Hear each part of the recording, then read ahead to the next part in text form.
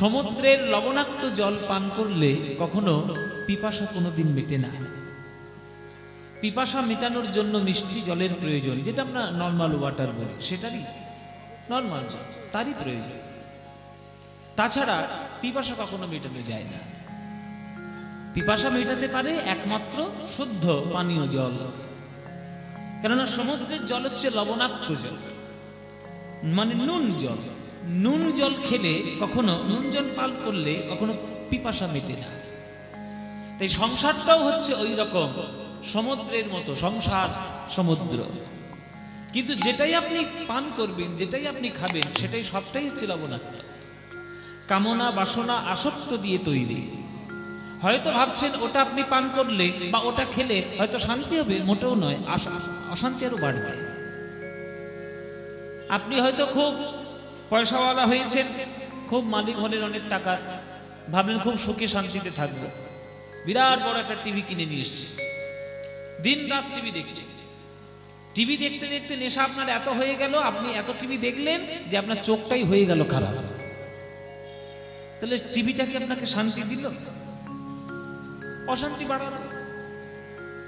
গরমে আপনি থাকতে পারছেন না, আপনার এসি একটা আপনি বাড়িতে কিনে নিয়ে এলেন। ডাক্তার বলেছে বা সবাই যারা বিদগ্ধ মানুষ, জ্ঞানী মানুষ, তারা বলে দিয়েছে যে বাইরের যা টেম্পারেচার থাকবে তার থেকে 2-3 ডিগ্রি কম রাখবে, এর থেকে বেশি রাখবে না। তুমি একেবারে হিমশীতল ঘর করে দিলে, ওই হিমশীতল ঘরের মধ্যে তুমি দিন রাত থাকছো গরমের মধ্যে। এমন থাকলে এমন অসুখ ধরলো যে তোমার সর্দির এমন ধান্দা হয়ে গেল, তোমার বুক থেকে কফ যাচ্ছেই না, শরীরটা খারাপ হয়ে গেল। তাহলে এই এসিটা কি আপনাকে শান্তি দিল? আপনি যেটাই সুখের সন্ধান বলে যেটাতেই আপনি হাত দিচ্ছেন, সেটাই আপনাকে অসুখের সন্ধান দিয়ে দিচ্ছে, শান্তি কিছুতেই দিচ্ছে না। কিন্তু কারোর যদি কেউ ভাগ্যক্রমে, সৌভাগ্যক্রমে কেউ যদি সৎসঙ্গে পড়ে, কেউ যদি একবার গুরুর চরণ সান্নিধ্যে গিয়ে যদি কেউ একবার গৌর আর গোবিন্দের প্রেমামৃত মাধুরী পান করতে পারে, আর কি তার কখনো অশান্তি থাকতে পারে? জীবনে শুধু শান্তি শান্তি। দেখবেন যারা ভক্ত হয় তাদের কাছে এসি গাড়ি নাই, এসি বাড়িও নাই, কিছুই নাই, রাস্তার পাশে হয়তো পড়ে আছে, একটা কচু পাতা মাথায় দিয়ে হয়তো বসে আছে, কিন্তু তার মতো শান্তিতে আর কেউ থাকতে পারে না। দেখবেন এই যে গঙ্গাসাগর মেলা আসছে, কত নাগা সন্ন্যাসী, উলঙ্গ সাধু, কত নাগা বাবা এসে ওই গঙ্গাসাগরে বসে থাকে। দেখবেন তারা জগতের কামনা কাঞ্চন, তারা সররিপুকে তারা জয় করে, তারা নাগা সন্ন্যাসী হয়ে তারা জীবনটাই অর্পণ করে দিয়েছে ঈশ্বরের সেবায়। গিয়ে তাদের জিজ্ঞাসা করুন তো, স্বামীজি বা বাবাজি বা সাধু, এই যে সাধুজি, আপনি কি অশান্তিতে আছেন? তারা কোনো অশান্তিতে আছে? কোনো অশান্তি নেই। দিন রাত শুধু ঈশ্বরের সেবা করছে, ঈশ্বরের চিন্তা করছে, জগতের কল্যাণ কামনা করছে। তাদের যতটুকু, তাদের যা যা করণীয় করছে, তারা দিন রাত ঈশ্বরের সেবায় করে শান্তিতেই আছে। কিন্তু আমরা সংসারের সেবায় করে শান্তিতে থাকতে পারলাম কি? পারলাম না। কিন্তু পারবেন, নিশ্চয়ই পারবেন। সংসার থেকেও শান্তি করা যায়। তাহলে বলবেন শ্রীবাসের সংসার কি শান্তিপূর্ণ ছিল না? তিনিও তো সংসারী। আপনি সবই করছেন কিন্তু গৌরাঙ্গ মহাপ্রভুকে ডাকছেন না, তাহলে আপনার সংসার কি করে শান্তি হবে? আপনি কিছুই না করে শুধু যদি গৌরাঙ্গকেই ডাকেন, দেখবেন শান্তিতে আপনার সংসার ভরে উঠবে। আর আপনি সবই করছেন অথচ রাধা গোবিন্দের প্রেম গ্রহণ করছেন না, আপনার সংসারে কখনো শান্তি আসতেই পারে না। কারণ আপনার মনেই তো শান্তি নেই, আর মনটা শান্তি দেওয়ার জন্য প্রেম ছাড়া কোনো গতি নেই, আর প্রেম উপলব্ধি করার জন্য হরিনাম ছাড়া কোনো গতি নেই, আর হরিনাম গ্রহণ করার জন্য গুরু সান্নিধ্য ছাড়া অন্য কোনো গতি নেই। সেই মহাপ্রভু হচ্ছেন জগৎগুরু, নিত্যানন্দ জগৎগুরু। তাদেরকে যখন আমরা পেয়েছি, তাদের চরণেই যদি আমরা জীবনটাকে সঁপে দিতে না পারলাম, তাহলে শান্তি কোথায় পাবো? এই যদি গৌরাঙ্গ না হইতো, তবে কেমনে হইতো কেমনে ধরিতাম দে, শ্রীরাধার মহিমা প্রেম রস সীমা জগতে জানাতো কে। কত সহজ কথা, কিন্তু কত চিরসত্য কথা পদকর্তারা লিখে দিয়ে গেছেন পদাবলিতে। যখন মহাপ্রভু আসেননি পৃথিবীতে, আমাদের বাংলায়, ততদিন পর্যন্ত সারা ভারতবর্ষের মানুষ জানতো যে প্রত্যেকটি জীব ছুটে বেড়াচ্ছে চারটি জিনিস লাভ করার জন্য। কি কি? ধর্ম, অর্থ, কাম, মোক্ষ। এই চারটি জিনিস পাওয়ার জন্য দেখবেন আমাদের সবার মাথার ঘাম পায়ে ফেলতে হয়। ধর্ম, অর্থ, কাম, মোক্ষ। কিন্তু মহাপ্রভু এসে বললেন যে না, এটার থেকেও আরো বেশি দামি জিনিস হলো পঞ্চম পুরুষার্থ, প্রেম। প্রেমই যদি হৃদয়ের মধ্যে তোমার তৈরি না হলো তাহলে কি করে আর হবে? সেই প্রেম হচ্ছে আসল কথা। সেই প্রেম লাভ করতে হবে রাধা গোবিন্দের লীলা কীর্তনের মাধ্যমে, তাদেরকে স্মরণের মাধ্যমে, তাদেরকে বন্দনা করার মাধ্যমে, তবেই হবে। তাই বলছে হরি নাম হরি নাম হরি হরি বলো ভাই, হরি নাম হরি নাম হরি হরি বলো, হরি নাম হরি নাম হরি হরি বলো ভাই, হরি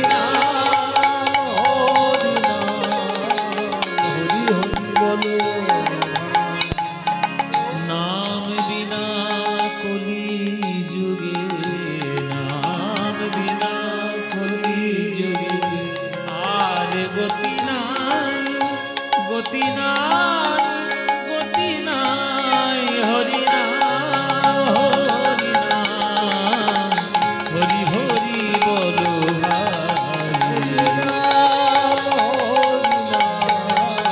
হরি হরি বলো,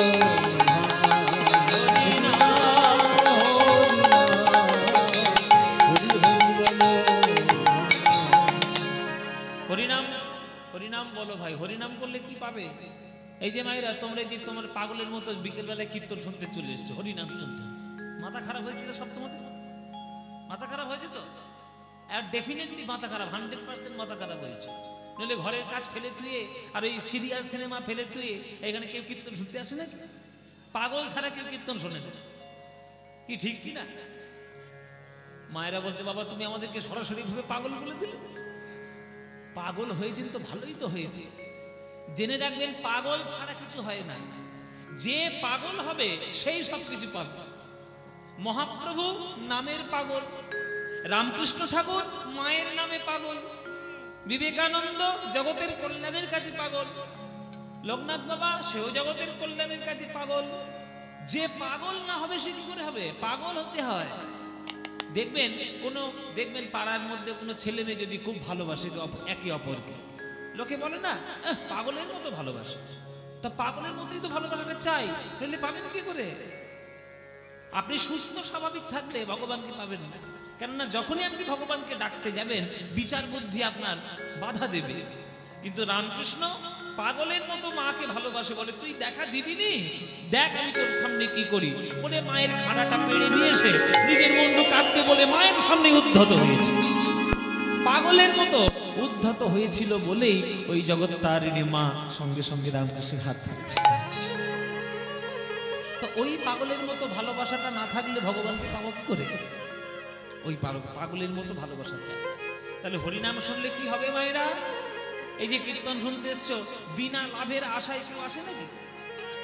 লাভ তো নিশ্চয়ই থাকবে। কি লাভ? দেখেছো কত বড় পাপী নিয়ে আমি ঘুরছি। দেখো বলে অনেক পাপ করেছি বাবা জীবনে, ওই জন্যে সেই লক্ষ্মীকান্তপুর থেকে বহরমপুরে গঙ্গার পারে এসে বসেছি কীর্তন করতে, তাই না? এ বলছে পাপ ক্ষয় করবে। ও মায়েরা তোমরা কি করতে চাও? তোমরাও পাপ ক্ষয় করতে চাও। হায় হায় রে, গঙ্গার পারে থেকে তোমাদের পাপ এখনো ক্ষয় হয়নি। এই যেখানেই তো গঙ্গা, গঙ্গায় পরশী মুক্তি। এক কৃষ্ণ নামে যত পাপ হরে, পাতকের সাধ্য নাই তত পাপ করে। তাহলে হরিনামটাকে শুধু পাপ ক্ষয় করার জন্য না, আর কি আছে? আর কি? এখানে পাশেই একটা শ্মশান আছে না, এক্ষুনি পুড়িয়ে দিলে স্বর্গে যাবে। এ বলছে স্বর্গে যাবো। তাই কীর্তন শোনা বা কীর্তন গাওয়ার উদ্দেশ্য যদি কারোর পাপ ক্ষয় হয়, স্বর্গ পাওয়া হয়, এটা তো আসল লাভ নয়। চৈতন্য চরিতামৃত কি বলছে দেখতে হবে, শাস্ত্র কি বলছে। কেহ কহে নাম লইলে পাপ হয় ক্ষয়, কেহ কহে নাম লইলে স্বর্গপ্রাপ্তি হয়, কিন্তু ঠাকুর হরিদাস কহে নামের শুধু দুই ফল নয়, নাম লইলে কৃষ্ণ পদে মধুর প্রেমের উদয়। কীর্তন শুনতে এসে, কীর্তন গাইতে এসে, কীর্তন করতে এসে তুমি যদি ভগবানের প্রতি প্রেম কুড়িয়ে নিতে না পারো, তাহলে আর কি হলো? প্রেম হলো আসল কথা, প্রেম হলো আসল কথা।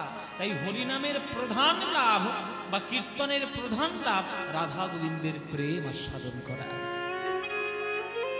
সেই প্রেম শিখিয়েছে কে? মহাপ্রভু।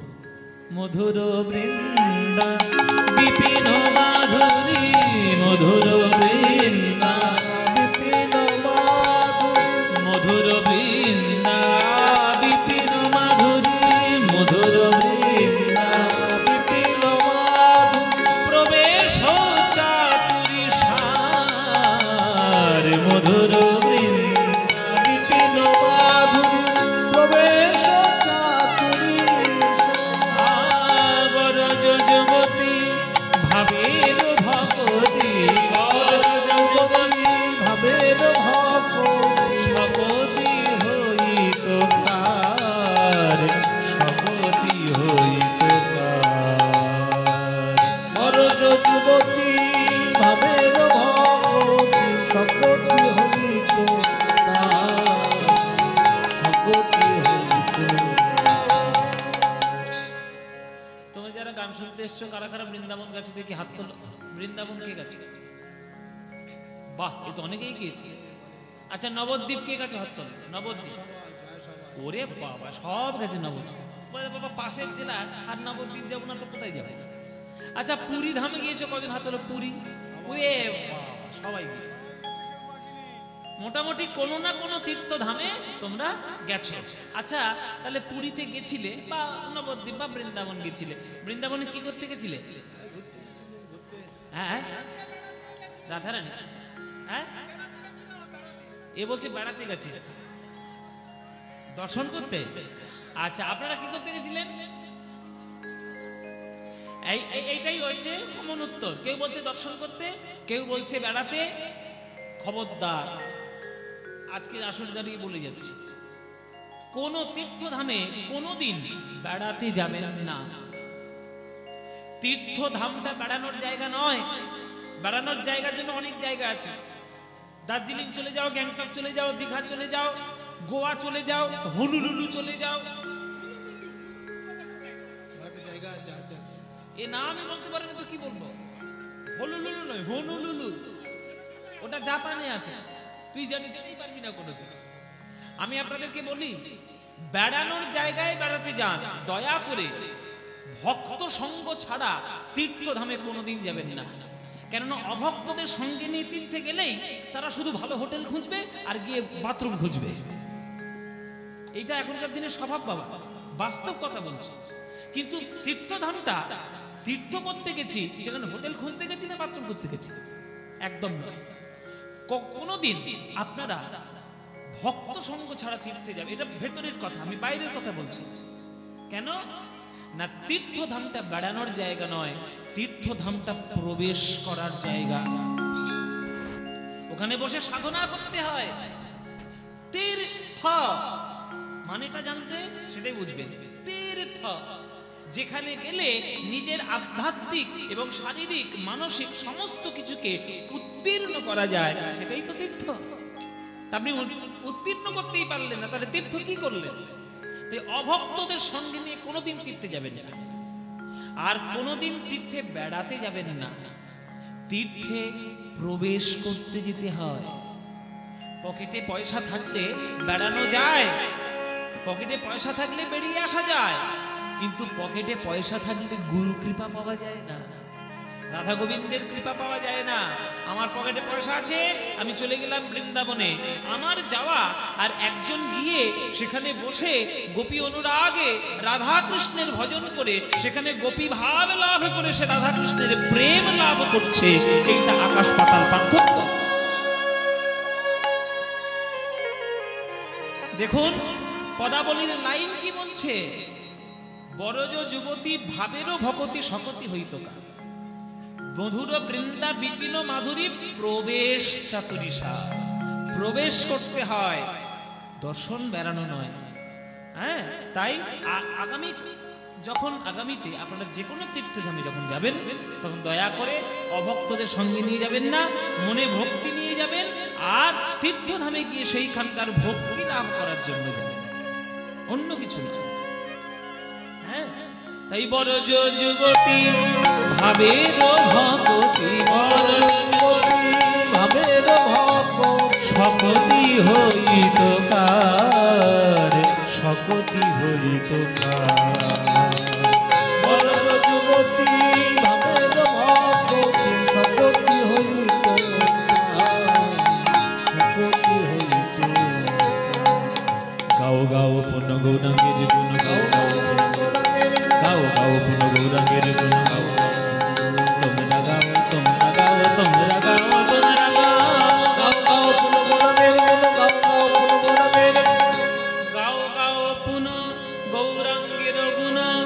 কিন্তু শর্ত একটা, সরল করিয়া মন, আগে সরল করিয়া মন, সরল করিয়া মন, সরল করিয়া। কিছু মনে করবেন না, খুব একটু কটু সত্য কথা আপনাদের বলি, কিছু মনে করবেন না। কীর্তনের আসরে এসে খুব গড়াগড়ি দিয়ে কান্নাকাটি করছে, লুটোপুটি খাচ্ছে, লোকে দেখে মনে মনে ভাবছে বাহ খুব ভক্ত গো, খুব ভক্ত। ওমা, কীর্তন শুনে গিয়ে বাড়িতে গিয়ে পাড়া প্রতিবেশীর সঙ্গে ঝগড়া শুরু করেছে। তোর জল আমার বাড়ি এলো কেন, তোর ছেলে আমার ঘরে নোংরা ফেলেছে কেন, তোর ডালটা আমার চালে পড়লো কেন। আরে এই 3 ঘন্টা ধরে ধরে যে ভক্ত সাজার যে ভান করলে, তাহলে তুই ভক্ত সাজলে না ভণ্ড হলে? মন যদি সরল করতে না পারো তাহলে ভণ্ড ভক্ত হওয়ার কোনো মানেই হয় না। যদি মন পবিত্রতায় থাকে তাহলে তুমি যে অবস্থাতেই থাকবে সেই অবস্থাতেই ভগবান তোমায় দর্শন দেবে। জেনে রাখবে, জঙ্গলে 2 প্রকারের গাছ, একটা বাঁকা একটা সোজা। যেগুলো বাঁকা গাছ হয় সেগুলো একটাই কাজে লাগে, চিতার কাজে, জ্বলতে কাজে লাগে। আর যেগুলো সোজা গাছ হয় অনেক কাজে লাগে, আলমারি, খাট বিছানা, টেবিল চেয়ার, নানান রকম জিনিসপত্র তৈরি করতে কাজে লাগে। তুমিও যদি সরল হতে পারো তাহলে তুমিও জগতের কল্যাণ কার্যে লাগবে। আর তুমিও যদি ওই গান শুনতে এসে ভক্তগিরি দেখাচ্ছ আর বাইরে গিয়ে মনটা এমনি জটিল ভর্তি, কার সর্বনাশ করবো কি করে, হ্যাঁ, এই যদি মনে থাকে তাহলে তোমার ওই সব ভক্ত হয়ে কোনো লাভ নেই। গাও গাও পুণ্য গৌরাঙ্গের গুণ, যত খুশি গাও, কোনো চিন্তা নাই, কিন্তু সরল করিয়া মন, আগে সরল করিয়া মন, ওই সরল করিয়া মন, সরল করিয়া। গাও গাও পুণ্য গৌরাঙ্গের গুণ, সরল করিয়া মন। একবার ভেবে দেখো তো নিতাই গৌরাঙ্গের জীবনটা। এ ভব সংসারে এমন দয়াল, এ ভব সংসারে এমন দয়াল, এ ভব সংসারে এমন দয়াল, এ ভব সংসারে এমন দয়াল, নাহি পাবে একজন, এ ভব সংসারে এমন দয়াল, নাহি পাবে একজন, এমন দয়াল আর পাবে না, এমন দয়াল আর পাবে আমার না। নিতাই গৌরাঙ্গের মতো এমন দয়াল আর পাবে না। নিতাই গৌরাঙ্গের মতো এমন দয়াল আর পাবে তোমরা না। খুঁজে খুঁজে দেখতে পারো এমন দয়াল আর পাবে না। খুঁজে খুঁজে দেখতে পারো এমন দয়াল আর পাবে তোমরা না। বিচার করে দেখতে পারো এমন দয়াল আর পাবে না। বিচার করে দেখতে পারো এমন দয়াল আর পাবে তোমরা না। খুঁজে খুঁজে দেখতে পারো এমন দয়াল আর পাবে না। খুঁজে খুঁজে দেখতে পারো এমন দয়াল আর পাবে না। যারা হাতে ধরে পায়ে পড়ে এমন দয়াল আর পাবে না। হাতে ধরে পায়ে পড়ে এমন দয়াল আর পাবে ও না। হাতে ধরে পায়ে পড়ে হরি বল বলে, হাতে ধরে পায়ে পড়ে হরি বল বলে, হাতে ধরে পায়ে পড়ে হরি বল বলে, হাতে ধরে পায়ে পড়ে হরি বল বলে, এমন দয়াল আর পাবে না। এমন দয়াল আর পাবে না, এমন দয়াল আর পাবে না, এমন দয়াল আর পাবে না। এ ভব সংসারে এমন দয়াল আর পাবে না। মনে করো নিত্যানন্দ, তুমি রাস্তা দিয়ে হেঁটে হেঁটে যাচ্ছ, কোনো অজানা অচেনা একটা লোক এসে ধুম করে মেরে চলে গেল, তুমি তাকে ছেড়ে কথা কইবে? এখনকার দিনে কেউ কয়? সে মারলো, তুমিও ঘুরিয়ে মারলে একটা চড়।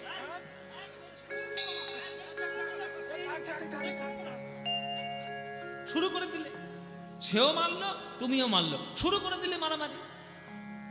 নিত্যানন্দ হরিনাম দিয়েছিল বলে নিত্যানন্দের কপালটা ফাটিয়ে দিয়েছিল জগাইয়ার মাথায় কলসির কানা মেরে। বলো তো মায়েরা, নিত্যানন্দ ঘুরিয়ে চড় মেরেছিল? মেরেছিল? কি বলেছিল নিতাই? মেরেছিস কলসির কানা, তা বলে কি প্রেম দেব না? প্রেম দেবার জন্য এসেছি ওরে জগাই, ওরে মাধাই। আমাকে মেরে যদি তোরা সুখ পাস, তোরা আরো মার, আবার মার, কিন্তু তোদের হাতে ধরি, পায়ে পড়ি, একবার তোরা হরি বলবো, একবার বলো। এই দয়াল আর কোথায় পাবে? এমন দয়াল আর কোথায় পাবে? তা আমরা যদি সেই নিতাই গৌরাঙ্গের পথটা অনুসরণ না করি, তাহলে জগতে শান্তি হবে কি করে? তো এই ভব সংসারে এমনও দয়াল নাহি পাবে একজন। গৌরাঙ্গ বলিয়া না গেল গলিয়া, গৌরাঙ্গ বলিয়া না গেল গলিয়া, আমি কেমনে ধরিব রে? গৌরাঙ্গ বলিয়া না গেল গলিয়া, কেমনে ধরিল রে? বাসু ঘোষ হইয়া পাশানো দিয়া কেমনে গড়িয়াছে, বাসু ঘোষ হইয়া পাশানো দিয়া কেমনে গড়িয়া। বলে আমার ভাগ্যে হলো না গো, আমার ভাগ্যে হলো না গো, আমার ভাগ্যে হলো না গো, আমার ভাগ্যে হলো না। ওই লীলার কিছু অনুভব আমার ভাগ্যে হলো না গো, আর কিছু অনুভব আমার ভাগ্যে হলো না। এ বলে খেয়ে শুয়ে দিন কাটালাম, আমার ভাগ্যে হলো না গো, শুয়ে দিন কাটালাম, আমার ভাগ্যে হলো না। এ বলে খেয়ে শুয়ে দিন কাটালাম, হরি হরি না বলিলাম, খেয়ে শুয়ে দিন কাটালাম, হরি হরি না বলিলাম, খেয়ে শুয়ে দিন কাটালাম, হরি হরি না বলিলাম, খেয়ে শুয়ে দিন কাটালাম, হরি হরি না বলিলাম, আমার ভাগ্যে হলো না গো, আমার ভাগ্যে হলো না গো, আমার ভাগ্যে হলো না গো।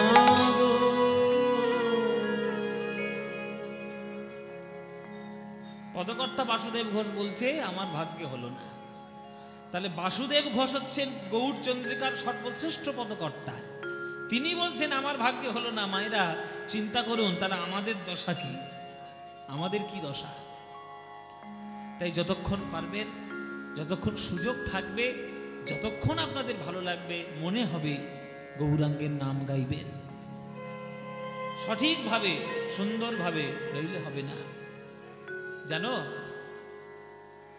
যে পুরী ধামে যখন মহাপ্রভু ওই জগন্নাথের দিকে তাকিয়ে তাকিয়ে অঝোর ধারায় কাঁদত, নয়নের ধারায় মহাপ্রভুর একেবারে বক্ষস্থল ভেসে যেত,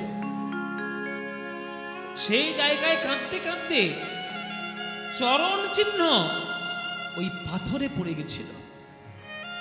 মানে মহাপ্রভুর প্রেমাগ্নিতে একটা পাথর পর্যন্ত গলে গেছিল।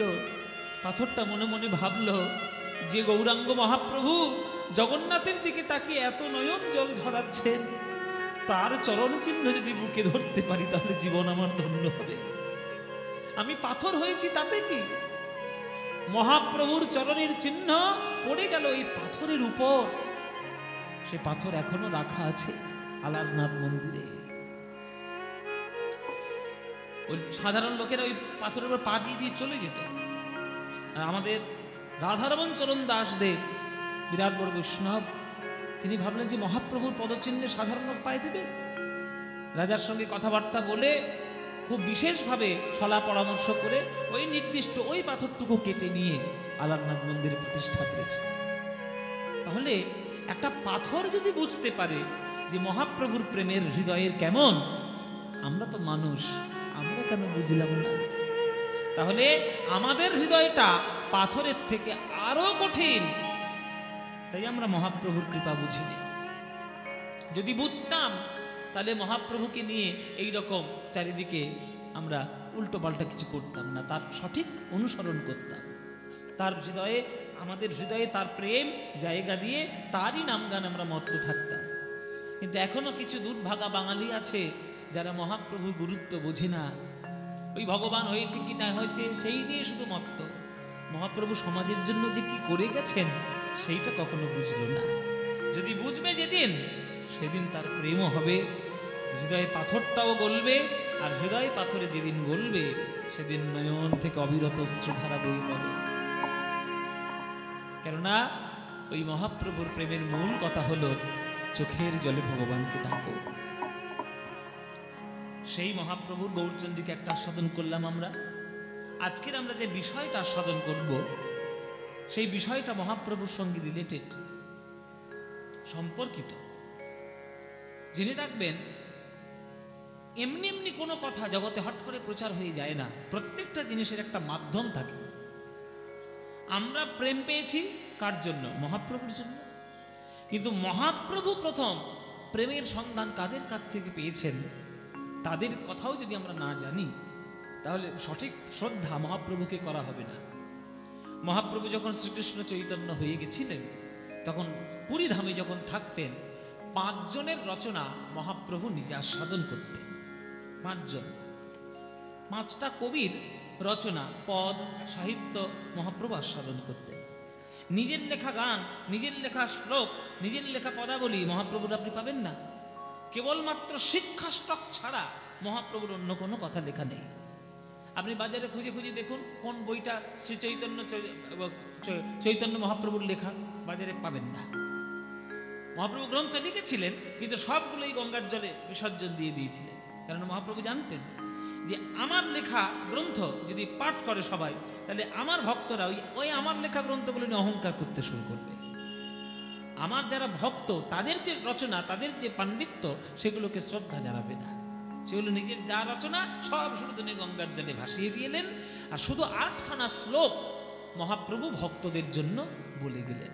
সেই 8খানা শ্লোকই আমরা সবসময় পাঠ করি জীবনে। কিন্তু মহাপ্রভু যাদের কাছে প্রেম রত্ন পেয়েছেন, সন্ধান পেয়েছেন, তারা হলেন 5 জন। 5 জন কে কে?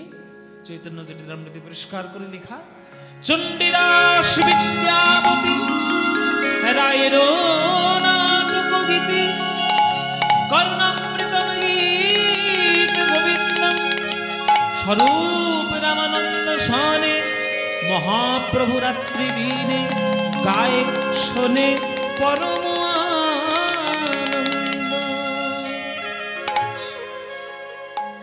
5 জন কবি মহাপ্রভুর জীবনের মোড় ঘুরিয়ে দিয়েছিলেন। সেই 5 জন কবি হলেন, প্রথম হচ্ছে বীরভূমের চণ্ডীদাস ঠাকুর, দ্বিতীয় হচ্ছে জয়দেব গোস্বামী, 3 নম্বর হচ্ছে কৃষ্ণদাস, মানে আমাদের বিল্লমঙ্গল ঠাকুর, যে কৃষ্ণ কর্ণামৃতম গ্রন্থ লিখেছিল, বিল্লমঙ্গল ঠাকুর। রায় রামানন্দের গান মহাপ্রভু অত্যন্ত ভালোবাসতেন। আর 5 নম্বর আজকের আমরা যার কথা বলবো তার জীবন, তিনি হলেন মিথিলার কবি বিদ্যাপতি। তৎকালীন যুগের শ্রেষ্ঠ কবি ছিলেন বিদ্যাপতি। যেমন আধুনিক কালের শ্রেষ্ঠ কবি রবীন্দ্রনাথ ঠাকুর, তৎকালীন যুগের শ্রেষ্ঠ কবি ছিলেন বিদ্যাপতি। এই বিদ্যাপতির মিথিলায় বাড়ি। তিনি মিথিলার মানুষ হয়েও, বিহারের মানুষ হয়েও তার যা বৈষ্ণব পদাবলিতে কন্ট্রিবিউশন, তার যা দান, তার যা রচনা, সেটা কেউ কোনোদিন অস্বীকার করতে পারবে না। ওই জন্য বিদ্যাপতি বিরাট বড় ভক্ত, বিরাট বড় কবি। তাই সেই বিদ্যাপতির কথা আজকের আমরা আস্বাদন করব। আপনারা খুব মন দিয়ে শুনবেন। জীবনে কেমন ভক্ত হলে আপনার সন্তান সন্ততিরাও তারা ভক্ত হবে, সেই সন্ধানটা আজকে পেয়ে যাবেন। জয় নিতাই।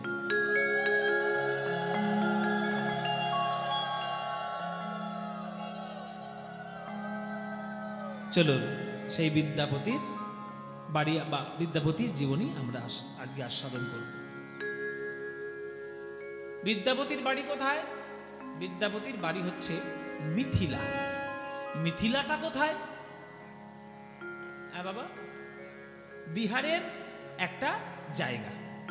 এই মিথিলা বললে একজনের নাম খুব মনে পড়ে। মিথিলার একজন রাজা ছিলেন, বিখ্যাত রাজা। মিথিলার রাজা জনক। তাহলে জনকের মেয়েকে সীতা। তাহলে বলতে পারি যে এই মিথিলা হচ্ছে রামচন্দ্রের শ্বশুর বাড়ি। রামচন্দ্রের শ্বশুর বাড়ি মিথিলা। এটা কি এই আমার নিচু হতে হবে।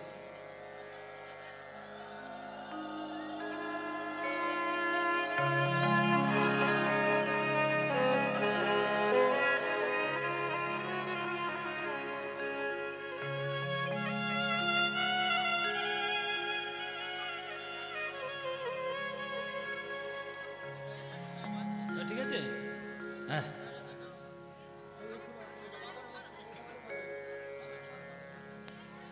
ওই আর একটা আসছে, পিছনে পিছনে এসো বাবু, নাহলে তুমি বাঁধবে কি করে? আবার বসতে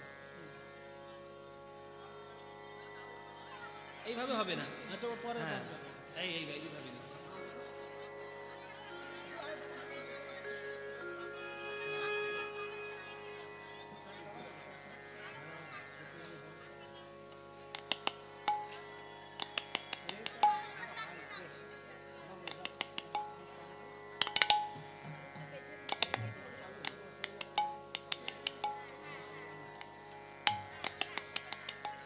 হয়েছে?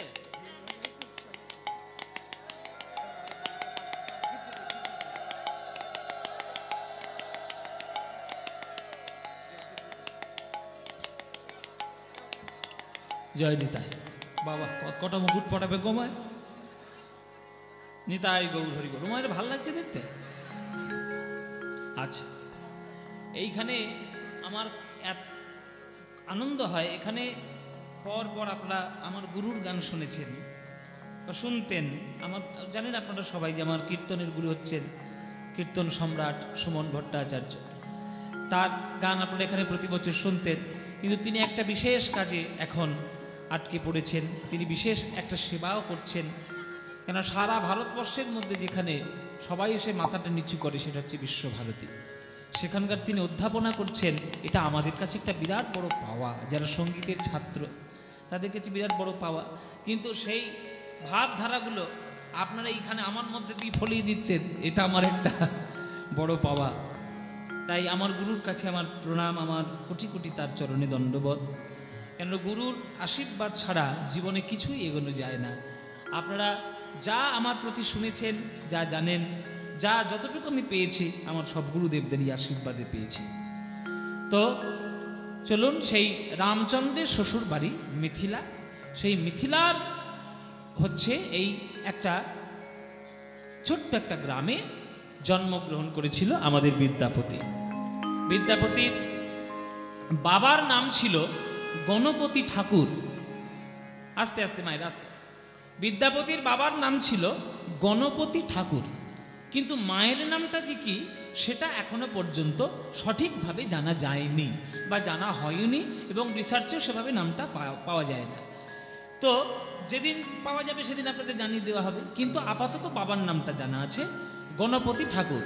এই গণপতি ঠাকুর এমন একজন ব্রাহ্মণ ছিলেন যে যার সামনে সাধারণ লোক গেলে শ্রদ্ধায় তাদের মাথা এমনিতেই নিচু হয়ে যেত। এমন একজন বিখ্যাত, শ্রদ্ধেয় একজন পণ্ডিত ব্রাহ্মণ। দেখবেন কিছু কিছু মানুষ শ্রদ্ধা করে, একটা ভয় করে শ্রদ্ধা করে, একটা ভক্তি করে শ্রদ্ধা করে। যারা ভয় করে শ্রদ্ধা করে তাদের মনের মধ্যে একটা স্বার্থপরতা থাকে, কিন্তু যারা ভক্তি করে শ্রদ্ধা করে তাদের কিছু নেই, শুধু মানে গুণের জন্যই তাদের ভক্তিটা নেমে আসে। সেই গণপতি ঠাকুরের ঘরে জন্মগ্রহণ করেছিল এই বিদ্যাপতি। সেই বিদ্যাপতির জন্মকে কেন্দ্র করে আজ সেই পাড়ায়, সেই গ্রামে বিরাট বড় ধুম, বিরাট বড় আনন্দ। চলো, গণপতি ঠাকুরের একটা ছেলে হয়েছে, সবাই মিলে আনন্দ করছে। হ্যাঁ, বিদ্যাপতি জন্মিল গণপতির ঘরে, বিদ্যাপতি জন্মিল গণপতির ঘরে, বিদ্যাপতি জন্মিল গণপতির ঘরে, বিদ্যাপতি জন্মিল গণপতির ঘরে। ওই দেখো, স্বর্গ হতে দেবগণ পুষ্পবৃষ্টি করে, তাই গৌর হরি দেবগণ পুষ্পবৃষ্টি করে, স্বর্গ হতে দেবগণ পুষ্পবৃষ্টি করে, দেবগণ পুষ্পবৃষ্টি করে। আনন্দ বারে ধরে না, আনন্দ ধরে না, ওই বিদ্যাপতির জন্ম হেরি আনন্দ বারে ধরে না, বিদ্যাপতির জন্ম হেরি আনন্দ ধরে না, বিদ্যাপতির জন্ম হেরি আনন্দ বারে ধরে না। বিদ্যাপতির জন্ম হেরি আনন্দ ধরে না। মায়েরা, একটা ছেলে জন্ম নিলে বাড়িতে আনন্দ তো হবেই। হ্যাঁ, মিথিলা রাজ্যের বিসফি গ্রামে, গ্রামটার নাম ছিল বিসফি, অনেকে বলে বিসফি, অনেকে বলে বিসফি। সেই বিসফি গ্রামে জন্ম হয়েছে বিদ্যাপতি। ঠাকুর মশাইয়ের ঘরে ছেলে হয়েছে, তাতে আনন্দ হবে না? এই আমাদের ঠাকুর মশাইয়ের একটা ছেলে হয়েছে, হ্যাঁ, ভবিষ্যতে ঠাকুর মশাই আমরা পেয়ে গেলাম। বাপরে বাপ, ঘরে বা পাড়াতে গ্রামে যদি একটা ভালো একটা ঠাকুর মশাই না হয়, পুরো পার্বণ দেখবে কে, ঠাকুর দেবতাকে ডাকবে কে? তখনকার দিনে সমাজের ব্যবস্থা অনুসারে তো একটা বামুনের ছেলে হয়েছে, আমাদের ঠাকুর মশাইয়ের ছেলে হয়েছে, আনন্দ, হ্যাঁ আনন্দ আর ধরে না, আনন্দ ধরে না, বিদ্যাপতির জনম হেরে আনন্দ আর ধরে না, বিদ্যাপতির জনম হেরে আনন্দ ধরে না, স্বর্গ হতে দেবগণ পুষ্প বৃষ্টি করে, স্বর্গ হতে দেবগণ পুষ্প বৃষ্টি করে, স্বর্গ হতে দেবগণ পুষ্প বৃষ্টি করে, স্বর্গ হতে দেবগণ পুষ্প বৃষ্টি করে, বিদ্যাপতির জনম হেরে আনন্দ না ধরে, বিদ্যাপতির জনম হেরে আনন্দ না ধরে, তাদের আনন্দ আর ধরে না, আনন্দ ধরে না, তারা উলুধ্বনি সবাই করে আনন্দ আর ধরে না, উলুধ্বনি সবাই করে আনন্দ ধরে না, তারা হরিধ্বনি সবাই করে হরি হরি হরি বলে, উলুধ্বনি সবাই করে হরি হরি হরি বলে, উলুধ্বনি সবাই করে হরি হরি হরি, উলুধ্বনি সবাই করে হরি হরি হরি বলে, উলুধ্বনি সবাই করে হরি হরি হরি বলে, আনন্দ ধরে না, আনন্দ ধরে না, আনন্দ ধরে না। খুব আনন্দ, একটা ছেলে হয়েছে, খুবই আনন্দ, পাড়া প্রতিবেশী খুবই আনন্দিত, ছেলে হয়েছে বলে কথা, দলে দলে মিলে সবাই দেখতে যাচ্ছে, হ্যাঁ ছেলেকে দলে দলে সবাই দেখতে যাচ্ছে ছেলেকে, এই ঠাকুর মশাই ছেলে দেখো চল। দেখতে দেখতে ছেলের অন্নপ্রাশনের দিন চলে এলো। হ্যাঁ আপনাদের এদিকে অন্নপ্রাশন হয় তো? নিশ্চয়ই নিশ্চয়ই হয়, কারণ সবাই হয়, রাইস সেরিমনি। হ্যাঁ বলছে ছেলেটা আজকে কি হবে সেটা আজকের পরীক্ষা করে দেখে নেওয়া যায়। আগেকার দিনে হয়তো এখনকার দিনে কোনো কোনো বাড়িতে হয়, অন্নপ্রাশনের দিন দেখবেন একটা নিয়ম আছে, থালাতে করে বিভিন্ন রকম জিনিস সাজিয়ে আর বাচ্চার কাছে, শিশুর কাছে ধরা হয়, মানে বই, ধান, মাটি, টাকা পয়সা, বিভিন্ন রকম, হ্যাঁ কলম, এগুলো সব দেওয়া হয়। এবার ছেলেটা যেটার ওপর ঝাঁপিয়ে পড়বে, একটা সাধারণ চলতি বিশ্বাসে ধারণা হয় যে ছেলে বড় হয়ে ওঠে হবে। তো এই ধারণাতে সবাই গিয়ে দেখতে গেছে, এই দেখি ছেলেটা কি করে, বাচ্চা ছেলেটা কি করে। মায়েরা অন্নপ্রাশনের দিন ধুমধাম করে অন্নপ্রাশন হচ্ছে, বড় একটা থালার মধ্যে একদিকে একটা ভাগবত রাখলো, একদিকে মাটি রাখলো, সোনা রাখলো, ধান দুব্বা রাখলো, সব কিছু রেখে বিদ্যাপতির সামনে ধরা হয়েছে। যে ভক্ত হবে তার ছোটবেলা থেকেই লক্ষণগুলো বোঝা যাবে যে সে ভক্তই হবে। মায়েরা সোনা চকচক করছে, রূপ চকচক করছে, কড়ি আছে, সবকিছু আওয়াজও হচ্ছে, সবুজ ধান দুব্বাও সবই আছে, কিন্তু বিদ্যাপতির কোনোটাতেই মন আকর্ষণ হচ্ছে না। বিদ্যাপতির সামনে যতবারই থালাটা ধরা হচ্ছে, বিদ্যাপতি ঝাঁপিয়ে গিয়ে ওই শ্রীমদ্ ভাগবতটাকেই বুকে জড়িয়ে ধরছে। তিনবার পরীক্ষা করা হলো, যতবারই দেওয়া হয়েছে বিদ্যাপতি ভাগবতটাকেই জড়িয়ে ধরেছে। যারা বৈষ্ণব ভক্ত তারা আনন্দাশ্রু ফেলছে, ওরে গণপতি ভাগ্য করে ছেলে পেয়েছিস, দেখ বারবার দেখ, যতবারই তুই ওই থালাটা দিচ্ছিস অন্য কিছুই ধরছে না, ও ভাগবতটাকেই জড়িয়ে ধরেছে। মানে বোঝাই যাচ্ছে বড় হয়ে ও অনেক বড় পণ্ডিত হবে, বিদ্যার অধিপতি হবে। যার ছোট থেকেই, শিশু হতেই বিদ্যার প্রতি এত আগ্রহ, তার নাম দেওয়া হোক বিদ্যাপতি। ছোট থেকেই বিদ্যাপতি, বিদ্যার প্রতি যার এত আকর্ষণ, তার নাম দেওয়া হলো বিদ্যাপতি। সেই ছোট্ট ছেলেটা বিদ্যাপতি ধীরে ধীরে ধীরে ধীরে বড় হচ্ছে। আর এই গণপতি ঠাকুরের কুল দেবতা ছিল ভগবান ভোলানাথ, মহাদেব, দেবাদিদেব মহেশ্বর। এই ভোলানাথ হচ্ছে বা দেবাদিদেব মহেশ্বর হচ্ছে এই গণপতি ঠাকুরের কুল দেবতা। এবার রোজ পুজো অর্চনা করে, ফুল বেলপাতা দেয়, গঙ্গা জল দেয়। বাচ্চা ছেলেটা তো দেখছে যে আমার বাবা কিছু একটা মন্দিরে গিয়ে করছে। আপনি আপনার শিশুর সামনে যা করবেন, শিশু কিন্তু ছোট থেকে সেইটাই ফলো করবে, সেইটাই করবে। আপনি বড় হয়ে যদি আপনি বড় হয়ে যদি শিশুর সামনে যদি ঝগড়া মারামারি চিরকাল করেন, দেখবেন আপনার ছেলেটাও তাই হবে। আর আপনি যদি আপনার শিশুর সামনে যদি সংস্কার মেনে চলেন, দেখবেন শিশু সংস্কার পূর্ণই হবে। দেখছি বাবা দিয়ে এরকম করছে, এরকম করছে, ফুল দিচ্ছে, বেলপাতা দিচ্ছে, গঙ্গা জল দিচ্ছে। বাবার কাছে গিয়ে একদিন বলছে বিদ্যাপতি, 7 বছর বয়স হয়ে গেছে তখন, বাবা বাবা ওইটা কি? ওই পাথরের উপর তুমি কি জল ঢালছ? ওই পাথরটার উপর কেন জল দিচ্ছ? কালো পাথর, ফুল দিচ্ছ, বেল পাতা দিচ্ছ। তখন গণপতি ঠাকুর বলছি, বিদ্যাপতি খবরদার, কোনোদিন এটাকে কালো পাথর বলবি না। ইনি হলেন স্বয়ং দেবাদিদেব মহাদেব, আমাদের কুলগুরু, আমাদের কুল দেবতা, আমাদের কুলের ভগবান। এনাকে পুজো করলে সকল কিছু পাওয়া যায়। জানিস বিদ্যাপতি, নিম্নগানং যথা গঙ্গা দেবমামুচ্যতে যথা, বৈষ্ণবানং যথা শম্ভু পুরাণানাং বিদং তথা। নদীদের মধ্যে গঙ্গা শ্রেষ্ঠ, দেবতাদের মধ্যে বিষ্ণু শ্রেষ্ঠ, শাস্ত্রের মধ্যে যেমন ভাগবত শ্রেষ্ঠ, তেমনি সকল বৈষ্ণবদের মধ্যে শিব ঠাকুর হল শ্রেষ্ঠ। সর্বশ্রেষ্ঠ বৈষ্ণব হলেন ভগবান মহাদেব। ওরে বিদ্যাপতি, তোর জীবনের মূল লক্ষ্য হলো এই দেবাদিদেব মহাদেবের কৃপাধন্য হওয়া, তার আশীর্বাদ পাওয়া। তাই বাবা, আচ্ছা তাহলে আমিও তোমার মতো রোজ সকালে উঠে এই শিব ঠাকুরের মাথায় জল দেব? নিশ্চয়ই জল দিবি, পুজো করবি, বেলপাতা দিবি, প্রার্থনা জানাবি, তবেই তো বড় হবি, তবেই তো কৃপা পাবি। আচ্ছা আচ্ছা ঠিক আছে বাবা, তাহলে এই মহাদেবের করুণা পেতে গেলে আমায় কি কি করতে হবে? বলে শোন, মহাদেবের করুণা পেতে গেলে সব থেকে আগে যেটা করতে হবে, মহাদেব যাকে মস্তকে ধারণ করে রেখেছে তার করুণা তোমায় আগে পেতে হবে। হ্যাঁ, মস্তকে যাকে ধারণ করেছে তার করুণা আগে পেতে হবে। এই আমাদের সামনে থেকেই বয়ে যাচ্ছে মা গঙ্গা, আর এই গঙ্গা এই ভগবান মহাদেবের মাথা থেকেই জগতে প্রকাশিত হয়েছে প্রথমে। এই গঙ্গার জলে তুমি যাও, গঙ্গার জলে স্নান করো, গঙ্গার কৃপা তুমি লাভ করো, করলেই তুমি মহাদেবের করুণা পেতে পারবে। তাই বাবা? হ্যাঁ নিশ্চয়। এই যে গঙ্গা মা, আপনাদের এই যে পাশেই রয়েছে গঙ্গা মা, একেবারে গঙ্গার পাড়ে আমরাও কীর্তন করতে এসেছি। এই যে গঙ্গা মা, এই গঙ্গা মার উৎপত্তি কিভাবে? কি হলো? আস্তে আস্তে আস্তে আস্তে, কথা নয়। যারা আসছো লাস্টে এসে ফার্স্টে বসার চিন্তা করলে মুশকিল হবে।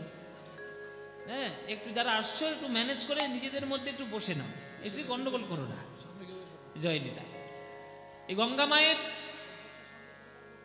গঙ্গা মায়ের উৎপত্তি কেমন করে হয়েছিল মায়েরা জানো তো? নিশ্চয়ই জানো, তবে একবার ছোট্ট করে বলে দিই।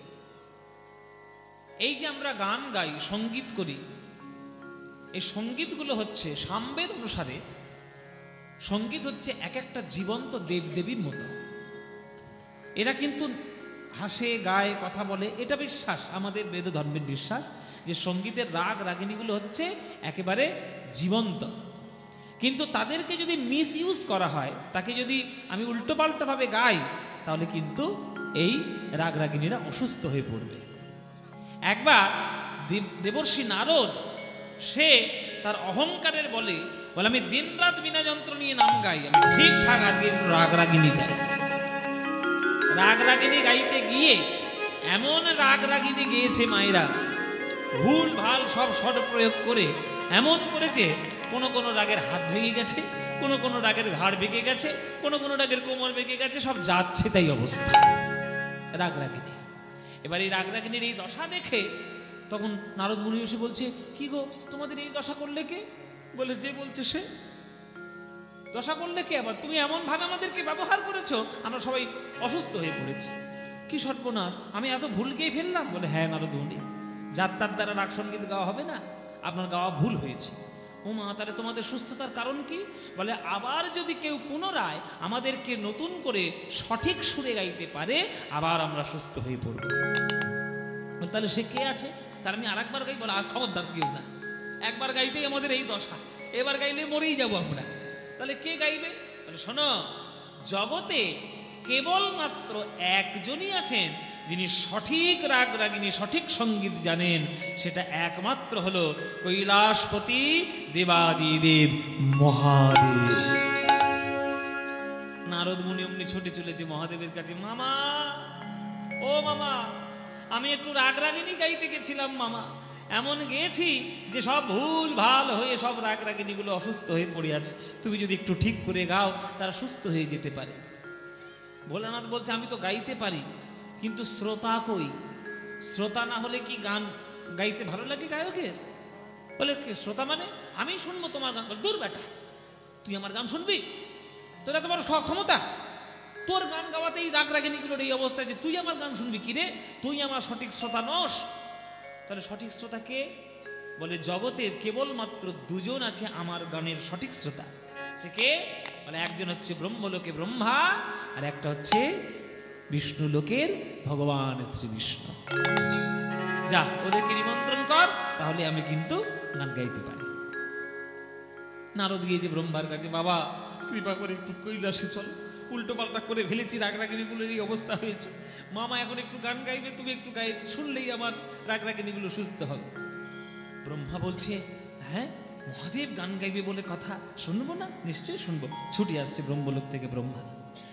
হ্যাঁ, এইবার বিষ্ণুকে গিয়ে বলছে, প্রভু আপনি একবার কৈলাসে চলুন, আমার রাগরাগিনী ভুল গাওয়া হয়ে গেছে, রাগরাগিনীর অসুস্থ হয়ে পড়েছে। বিষ্ণু বলছে, ভগবান মহাদেব গান গাইবে, একটু শুনবো না? নিশ্চয়ই শুনবো। মহাদেব বসেছে গান গাইতে। কি দৃশ্য চিন্তা করো, মহাদেব গান গাইছে, সামনে ব্রহ্মার বিষ্ণু শ্রোতা হয়ে বসে আছে। কি অপূর্ব দৃশ্য! যখন এমন রাগ রাগিনী মহাদেব ধরলেন, আহ জগৎ একেবারে যেন শান্ত স্নিগ্ধ হয়ে যাচ্ছে, রাগ রাগিনীগুলো পুনরায় সুস্থ হয়ে যাচ্ছে। এমন গান ধরেছে মহাদেব যে আমাদের বিষ্ণু ভগবান সর্বাঙ্গ তার বিগলিত হয়ে যাচ্ছে, ধর্মাক্ত হয়ে যাচ্ছে, থরথর করে কাঁপছে। আর সর্বাঙ্গ বিগলিত জল চরণ ধারা থেকে বিন্দু বিন্দু বিন্দু হয়ে প্রবাহিত হচ্ছে। ওই চরণের ধারা থেকে উৎপত্তি হলো মা গঙ্গার। কেউ দেখতে পেল না, দেখতে পেয়েছে ব্রহ্মা। তাই কি করলো? ব্রহ্মা গিয়ে নিজের কমণ্ডলটা ওই চরণের তলায় প্রান্তে পেতে দিলেন। বিন্দু বিন্দু জল, ভগবান নারায়ণের অঙ্গ বিগলিত জল কমণ্ডল ভর্তি হয়ে জন্মগ্রহণ করল ব্রহ্মা, আমাদের গঙ্গা। ব্রহ্মার কমণ্ডলে প্রথমে জন্ম হলো আমাদের গঙ্গা চরণ থেকে। এই যে চরণ থেকে জল পড়ে কমণ্ডলের মধ্যে পড়লো, এটা কিন্তু কেউ জানে না ব্রহ্মা ছাড়া, ব্রহ্মাই জেনে রেখেছে। ব্রহ্মার কমণ্ডলের মধ্যে স্থিত রয়েছে।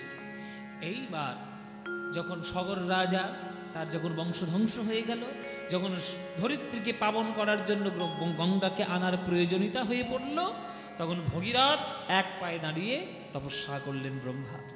তখন ব্রহ্মা বলছে, এই জগতে গঙ্গা আমি দিতে পারি, কিন্তু আমি যখন কমণ্ডল থেকে গঙ্গাটা ঢালবো, তার যে গতিবেগ, তার যে প্রচণ্ড শক্তি, সেটা ধারণ করবে কে? সরাসরি যদি আমার কমণ্ডল থেকে পৃথিবীতে পড়ে, পৃথিবী একেবারে চৌচির হয়ে যাবে, একবার খণ্ড খণ্ড হয়ে যাবে। তখন বলল, একমাত্র একজন আছে এর ভার সহ্য করতে পারবে, সে হচ্ছে মহাদেব। তখন ভগীরথ আবার তপস্যা শুরু করলেন মহাদেব। মহাদেব যখন প্রসন্ন হলে বলছে, ঠিক আছে, আমি আমার জটা পেতে দেব, এই জটাতে কারোর শক্তি কোনো রকম কাজ করবে না। তাই প্রথমে ওই কমণ্ডল থেকে যখন গঙ্গাকে ঢাললেন ব্রহ্মা, তখন প্রথম ধারা পড়েছে আমার এই শিব ঠাকুরের জটায়।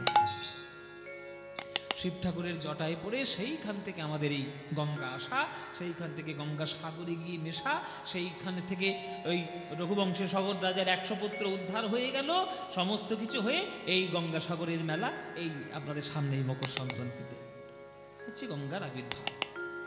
তো মা গঙ্গা, আমরা ভারতীয় সংস্কৃতিতে আমরা মা গঙ্গাকে স্বয়ং দেবী বলে জানি। হ্যাঁ, তো সেই মা গঙ্গার পুজো করতে চলেছে আজ বিদ্যাপতি। বিদ্যাপতিকে বলে দিয়েছে বাবা, যাও গঙ্গার জলে পুজো করো, তবেই তুমি শিব ঠাকুরের করুণা পাবে। হ্যাঁ, তাই চলেছে আজকের গঙ্গা পুজো করতে।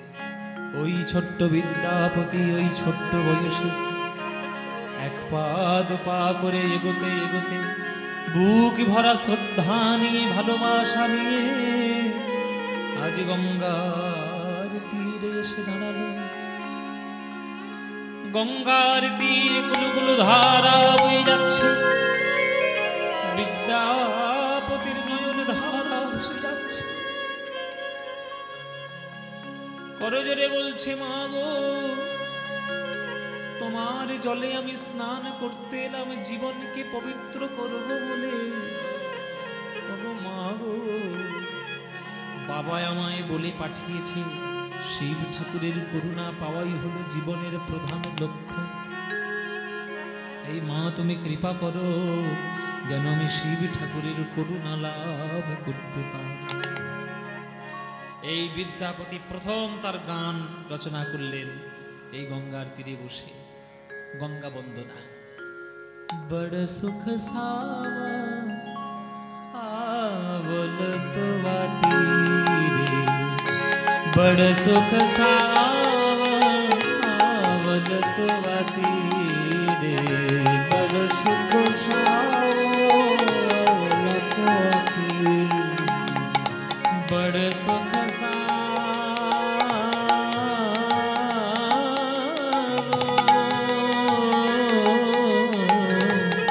बड़ सुख सावल तो तेरे, बड़ सुख सावल तो तेरे, छोड़त ही निकट नयन भावे नीरे, छोड़त ही निकट नयन भावे नीरे, छोड़त ही निकट नयन भावे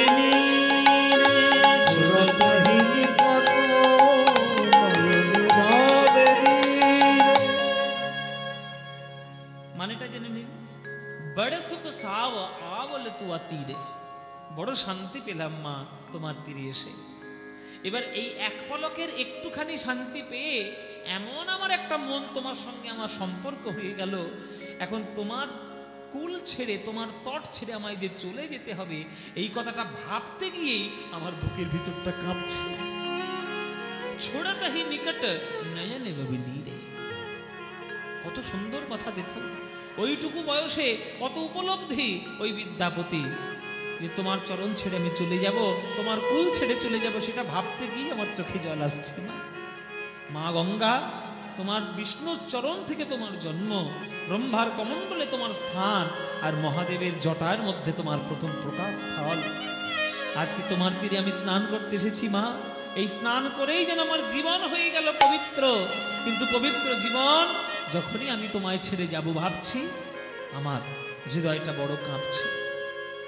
হ্যাঁ, এক অপরাধ ক্ষমা মোরে জানি, এক অপরাধ ক্ষমা মোরে জানি, এক অপরাধ ক্ষমা মোরে জানি, এক অপরাধ ক্ষমা মোরে জানি, লাগল পায়ে মায়ে তুয়া পানি, লাগল পায়ে মায়ে তুয়া পানি, লাগল পায়ে মায়ে তুয়া পানি, লাগল পায়ে মায়ে তুয়া পানি। এই অপরাধ তো আমরা সবাই করি। বিদ্যাপতি বলছি, মা গঙ্গা, তোমার বুকে আমি স্নান করতে এলাম কত বুক ভরে আশা নিয়ে, কিন্তু আশা মাত্রই যে আমার একটা অপরাধ হয়ে গেল। কি অপরাধ হলো? এই অপরাধ তো আমাদের সবারই হয় মা। গঙ্গার জল আমাদের পায়ে লেগে যায়। মা যদি গঙ্গা হয়, যার জন্ম বিষ্ণুর চরণ স্থলে, হ্যাঁ, তার গায়ে গিয়ে আমি পা দিচ্ছি, তাহলে কত বড় অপরাধী আমি। অপরাধ হচ্ছে, অপরাধ হচ্ছে তো, নিশ্চয়ই হচ্ছে। তাহলে মুক্তি পাবো কি করে? ওই জন্যই তো, ওই জন্য তো ভক্ত জীবনগুলো শিখতে হয়, শুনতে হয় আস্তে আস্তে। আপনারা গঙ্গাসাগরে যান, আর আপনার পাশের গঙ্গা নদীতে যান, বা আপনি কোনো সমুদ্রে যান, সমুদ্রে আপনাকে নামতে হবে, গঙ্গাতে আপনার নামতেই হবে, নেমে আপনাকে স্নান করতেও হবে। স্নান যখন করতে হবে, এটা কি খুলে না,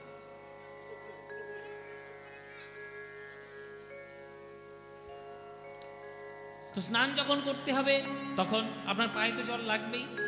যখনই আপনার পায়ে জল লাগছে, আপনার অপরাধ হচ্ছে। এই ছোট্ট ছেলেটা ওইটুকু বয়সে অনুভূতি তার হয়ে গেছে।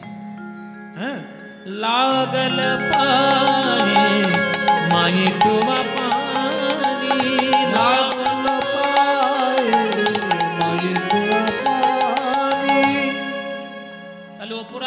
মুক্তির উপায় কি? ওই জন্যে কোনো সমুদ্রের জলে, কোনো নদীর জলে, কোনো পুকুরের জলে হুড় হুড় করে নেমে যাবেন না। নামার আগে সেই জলটা আগে হাতে নিয়ে আগে মাথায় দিতে হয়, হ্যাঁ মাথায় দিতে হয়, আর গঙ্গাকে প্রণাম করতে হয়। সদ্যপাতক সংহন্তি সদ্য দুঃখ বিনাশিনী সুখদা মুখদা গঙ্গা গঙ্গে পরমাগতি। ও মায়েরা, মন্ত্র মনে থাকবে তো? হ্যাঁ মনে থাকবে? লিখে নিন, লিখে নিন, রেকর্ড করে নেবেন। এখনকার দিনে মোবাইল হয়েছে ভালো, সব রেকর্ড করে নেবেন। হ্যাঁ এই যে দেখুন কত কটা শুধু ক্যামেরা বসিয়েছি, দেখো কতগুলো ক্যামেরা বসিয়ে সব রেকর্ড করছে। কিন্তু আপনাদের গান আপনারা কিছুদিন পরে এখানকার গান পেয়ে যাবেন ফেসবুকে। সব ক্যামেরা নিয়ে আমার মুখের সামনে বসেছে। এই ক্যামেরা এবার হয়নি, আবার মোবাইলের ক্যামেরা ধরেছে। ও মায়েরা, গঙ্গার জলে স্নান করতে গেলে, প্রণাম করতে গেলে মন্ত্রটা তো বলতে হবে, তাহলে মন্ত্রটা শিখে নিতে হবে। শিখে নাও। আমার সঙ্গে সঙ্গে বলো, তাহলে মুখস্থ হয়ে যাবে। হাত জোরে করো, সবাই সবাই হাত জোরে করো, হাত জোরে করে বলো দেখি, বলো সদ্য পাতক সংহন্ত্রী সদ্য দুঃখ বিনাশিনী সুখদা মোক্ষদা গঙ্গা গঙ্গৈব পরমাগতিম। মনে থাকবে? মায়েরা বলছে বাবা কি মন্ত্র বললে? 1 কিলোমিটার লম্বা মন্ত্র। এই 1 কিলোমিটার লম্বা মন্ত্র মনে থাকবে? ও মায়েরা মনে থাকবে না? আচ্ছা যদি মনে না থাকে তাহলে একটা শর্ট মন্ত্র বলে দিই। শর্ট মন্ত্র, এখনকার দিনে সব শর্ট ফর্ম। শর্ট মন্ত্র একটা বলে দিই, কিচ্ছু করতে হবে না, জলটা একটু হাতে করে নেবে, নমো গঙ্গে নমো গঙ্গে নমো গঙ্গে। বলতে পারবে তো? এইটুকু বলতে পারবে তো? ও মায়েরা, এইটুকু বলতে পারবে তো? ব্যাস এইটুকু বললেই হবে। মূল কথা হলো আপনার শ্রদ্ধা। ওই যে গঙ্গা জলটা নিয়ে আপনি যে মাথায় দিচ্ছেন, মাতৃ সম্মান করে তাকে যে মস্তকে আপনি ধারণ করলেন, এই শ্রদ্ধাতেই আপনি অপরাধ থেকে মুক্তি পাবেন। হ্যাঁ বাবা, ওই যে পায়ে জল লাগছে, एक अपराध क्षमा मोरे जानी लागले पाए माए तुआ पानी। মা তোমার জল আমার পায়ে লেগে আমার বড় অপরাধ হয়ে গেল। মায়ের বুকে পা দিয়েছি, কত বড় অপরাধ করেছি, এই অপরাধটি তুমি ক্ষমা করো। এক অপরাধ ক্ষমা মোরে জানি, এক অপরাধ ক্ষমা হে মোরে জানি, লাগল পায়ে মায়ে তুয়া পানি। লাগল পায়ে মায়ে তুয়া পানি। কি করিব জপ তপ যোগ ধ্যানে, কি করিব জপ তপ যোগ ধ্যানে, কি করিব জপ তপ যোগ ধ্যানে, কি করিব জপ তপ যোগ ধ্যানে। जन्म की तारथ एक ही स्नाने, जन्म की तारथ एक ही स्नाने, गो जन्म की तारथ एक ही स्नाने। जन्म की तारथ एक ही स्नाने। কি করিব জপ তপ যোগ ধ্যানে। আমাদের একটা খনার একটা বচন ছিল, আপনারা হয়তো অনেকে শুনেছেন, যে শয়নোত্থান পাশমোড়া তার মধ্যে ভীমে ছোড়া, পাগলার 14 পাগলির 8, ইহাই নিয়েই কাল কাট। আর ইহাও যদি না পারিস তারে ভগার খালে ডুবে মরিস। এই যে মায়েরা তোমরা ব্রত টত করো, মানে সবার থেকে শ্রেষ্ঠ ব্রত কোনটা? একাদশী ব্রত। যেমন আমাদের বছরে 24-25টা একাদশী আছে, তা 24টা যদি একাদশী হয়, তা আপনি যদি সব করতে নাও পারেন, শাস্ত্রে বলা আছে যে অন্তত 4টে একাদশী করলে 24টারই ফল পেয়ে যেতে পারো। তাহলে 24টা একাদশীর মধ্যে 4টে একাদশীর নাম কি কি? যেটা মূল একাদশী, প্রথম হচ্ছে শয়ন একাদশী, হ্যাঁ, তারপরে পার্শ্ব একাদশী, তারপরে উত্থান একাদশী, তারপরে ভৈনী একাদশী। এই 4টে একাদশী অন্তত তোমরা যেন করো। এবার ভক্ত বলছে 4 দিন, এতদিন ব্রত করতে হবে? পারবো না, মুখ বেঁকে গেছে, দেখো বড্ড কষ্ট। বড় বড় খিদে পায়। উপবাস করা মানে খিদে পাওয়ার ভয়। বলে ঠিক আছে 4 দিন করতে হবে না, আচ্ছা ঠিক আছে বছরে 2টো অন্তত করো। বলে কি? বলে পাগলার 14 পাগলিরা। পাগলা মানে কি বাবা? শিব ঠাকুর। তাহলে পাগলার 14 মানে শিব ঠাকুরের 14 মানে শিব চতুর্দশী মানে শিবরাত্রি। হ্যাঁ, শিবরাত্রি করলে বিরাট বড় পুণ্য। আর যদি এটা পারো আর একটা করো তাহলে পাগলির 8 মানে অষ্টমী তিথি, দুর্গা পুজোর অষ্টমী তিথি, এই 2টো অন্তত করো। বলে 2টো বড় বাড়াবাড়ি হয়ে গেল না? 2টো অনেকটা আমার কাছে বড় বাড়াবাড়ি হয়ে যাচ্ছে। বলে ঠিক আছে, ইহাও যদি না পারিস তাহলে ভগার খালে ডুবে মরিস। তুই বছরে 4টে দিন একাদশী করতে পারবি না, বছরে 2টো দিন তুই ব্রত করতে পারবি না, তা তোর কিচ্ছু করতে হবে না, বছরে একটা দিন গিয়ে অন্তত গঙ্গার জলে ডুবে মর। ভগার খাল, ভগার খালে ডুবে মর। ভগার খাল মানে ভগীরথের খাল। ভগীরথ নিয়ে এসছে তো, ওই জন্য চলতি কথায় ভগার খাল ভগার খাল বলে। তা কেউ যদি একবার সঠিকভাবে শ্রদ্ধা দিয়ে গঙ্গা স্নান করতে পারে তাহলে তার জীবনে পুণ্য। যেমন সব তীর্থ বারবার, গঙ্গাসাগর একবার। এই যে পৌষ মাসের 29 তারিখ আসছে, দেখবেন সারা ভারতবর্ষ থেকে এই গঙ্গাসাগরে স্নান না করলে ওই বেটাদের উদ্ধারই হবে না। এইটা একটা মজার কথা জেনে রাখবেন বাবা। আমাদের বাঙালিদের দেখে না সবাই খুব হিংসা করে, সবাই আমাদের বাঙালিদের দেখে সবাই, সে ভারতবর্ষে উত্তরপ্রদেশ হোক আর সে পাঞ্জাব হোক, সে রাজস্থান গুজরাট মারাঠি যাই হোক, বাঙালিদের থেকে সবার খুব হিংসা। কারণ বাঙালির মতো বুদ্ধি কেউ তো চালাতে পারে না। ওই জন্য বাঙালিদের সব থেকে বেশি বুদ্ধি, ওই জন্য সব থেকে বেশি বুদ্ধিজীবী বাংলাতেই আছে। রবীন্দ্রনাথ ঠাকুর, বিবেকানন্দ, রামকৃষ্ণ, ঈশ্বরচন্দ্র বিদ্যার সব বাংলা, নেতাজি সুভাষচন্দ্র, আশুতোষ মুখোপাধ্যায়, হ্যাঁ, চিত্তরঞ্জন, সবাই বাংলা। এই জন্য বাংলাকে দেখে খুব হিংসা। কিন্তু বেটারা জানে না, যত আমাদের হিংসা দেখে করো না কেন, আমাদের বাংলায় না এলে তোমাদের 14 পুরুষের উদ্ধার নাই। এই গঙ্গাসাগরে তো আসতেই হবে, তাহলে মরবে। ওই জন্য দেখবেন সারা বছর তার অপেক্ষা করে থাকে কবে গঙ্গাসাগর হবে। তা কেউ যদি শ্রদ্ধা করে একবার অন্তত গঙ্গার জলে স্নান করে, তার হৃদয় থেকে, তার দেহ থেকে, মন থেকে আদি দৈবিক, আদি ভৌতিক, আদি আত্মিক এই ত্রিতাপ জ্বালা চিরকালের মতো দূর হবে। আর যার জীবন থেকে এই ত্রিতাপ জ্বালা দূর হয়ে যাবে, আর জীবনে তার কিছু অশান্তি থাকবে।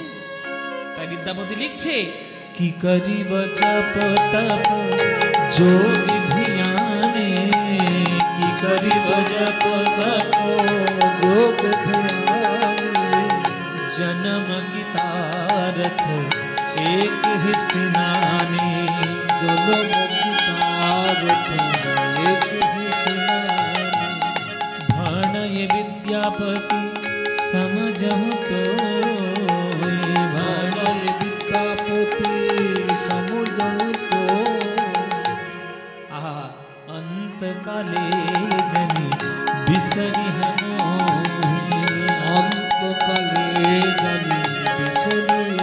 মাগো, সারা জীবন তোমার কাছে তপস্যা করে এসেছি মা, তোমার চরণ চিরকালই বুকে ধরবো মা।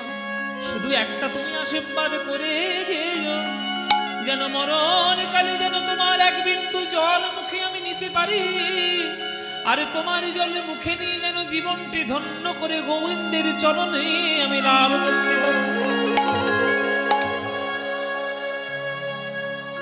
মরণের সময় আমরা সবাই বলি, দে দে রে বাবা 1 ফোঁটা গঙ্গা জল দে।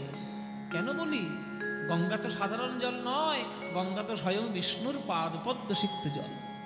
তাহলে বিষ্ণুর পাদপদ্ম সিক্ত জলের 1 বিন্দু যদি মরণকালে মুখে পড়ে, তাহলে অন্তত জীবনটি উদ্ধার। এটা আমাদের বিশ্বাস। যারা বিশ্বাস করবে করবে, করবে না করবে না, সেটা কিছু করার নেই। কিন্তু আমাদের বিশ্বাস যে আমরা এই হরির চরণ পাবো, এইটা বিশ্বাসে তাই আমরা গঙ্গা জল মুখে দিই। তাই বলছে, জন্ম কি তারথ এক স্নানে, ভাণয় বিদ্যাপতি সমঝহু তোয়, অন্তকালে জনি বিসরি হু মোয়। সেদিন চরণ ছাড়া করো না, চরণ ছাড়া করো না, সেদিন চরণ ছাড়া করো না, চরণ ছাড়া করো না, যেদিন জগৎ ছেড়ে চলে যাব, চরণ ছাড়া করো না, জগৎ ছেড়ে চলে যাব, চরণ ছাড়া করো না, যেদিন জগৎ ছেড়ে চলে যাব, হরি হরি হরি বলে জগৎ ছেড়ে চলে যাব, হরি হরি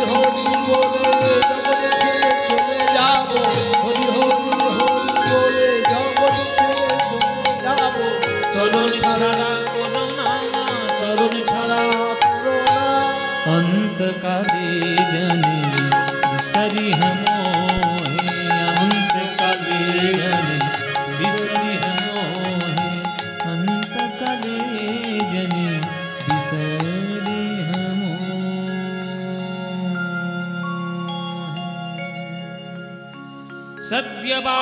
सत्यपातकसांहंसि सत्य दुःख विनाशिनी सगदा अक्षरा गंगा गंगीव परमागति नमो गंगे नमो